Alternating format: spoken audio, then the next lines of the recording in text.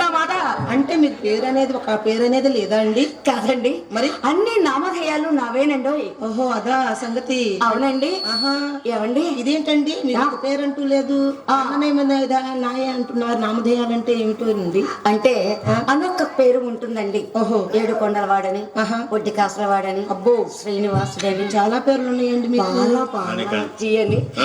సరే కానండి, మరి ఏంటండి? ఒక చిన్న మాట అండి.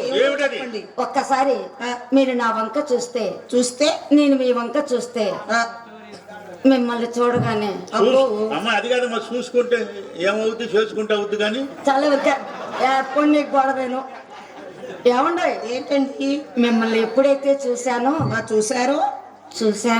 చూశారు ఏమైందండి? అదైపోయానండి. అదంటే అదేనండి. అదంటే ఏమిటో చెప్పండి. ప్రేమలో పడ్డానండి. ఓహో, ప్రేమకు వచ్చింది చెప్పలా అండి? సరే గాని అని స్వామి వారు చక్కగా అలా చెయ్యి పట్టుకున్నాడు. టక్కున ఎప్పుడైతే చెయ్యి పట్టుకున్నాడో ఆ పద్మావతి దేవి ప్రేమతో కసరి కొట్టి అలా 4 అడుగులు ముందుకు వేసి 1 అడుగు వెనక్కి వేసి స్వామి వారు చూపులో చూపు కలిపి ఆ చూపుకి అర్థం చెప్పి ఓరకంట చూస్తూ వెళ్ళిపోయింది. నాయన నువ్వు అడగరాని ప్రశ్నలు మళ్ళీ అడుగుతుంటావే. తెలియనప్పుడు అడగడం తప్పేముంది? వారగంటగా చూడటం అంటే ఏంటి? సరేగా నాయన, పాపంగా చూడటం తెలుసు, ఏడుస్తూ చూడటం తెలుసు.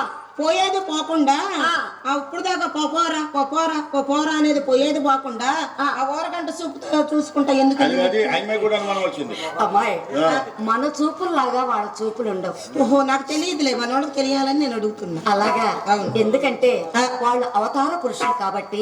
పద్మావతి దేవి అంటుంది చూపు కలిపి స్వామి నన్ను తొందరగా పరిణయం చేసుకుని వెళ్ళండి అంది. అంటే చూపులతోనే ప్రేమను తెలుసుకునే వాళ్ళు తెలుపుకున్నారు. కానీ ఈ రోజుల్లో అలా ఉంటలేదమ్ము. ఏం చేస్తున్నారమ్మా? అదే కదా, ఏం చేస్తారా? బొమ్మ బొమ్మ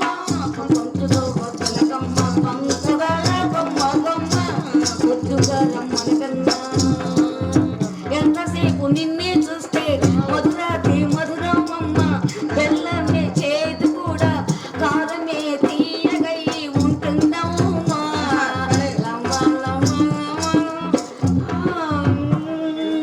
ఇప్పుడైతే ప్రేమలో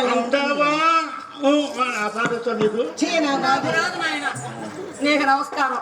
అదే అయ్యా, అలా స్వామి వారిలో చూపు కలిపి తాను వెళ్ళిపోయింది. స్వామి వారు కూడా ఇంటికి వచ్చేసారు. ఆ తల్లి ఒకడా మాత గమనించిందట.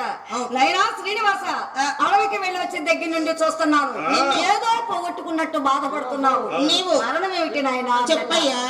అప్పుడు అంటున్నాడట స్వామి వారు, అమ్మా అడవిలో సందేహించుకోండి, చెప్పు నాయన. అమ్మా చెప్పమ్మా. మరే అడవిలో ఏం జరిగింది నాయన? అందమైన అమ్మాయిని చూశానమ్మా. చాలా ఊరుకో శ్రీనివాస, అడవిలో అందమైన అమ్మాయిలు ఎక్కడన్నా ఉంటారా?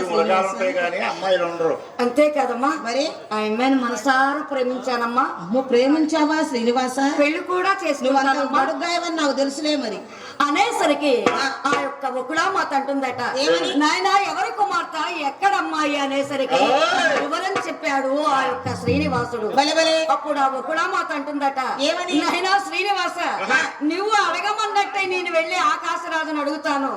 మీ వాడు ఏం పని చేస్తాడు, మీకు ఎంత ఆస్తి ఉంది అని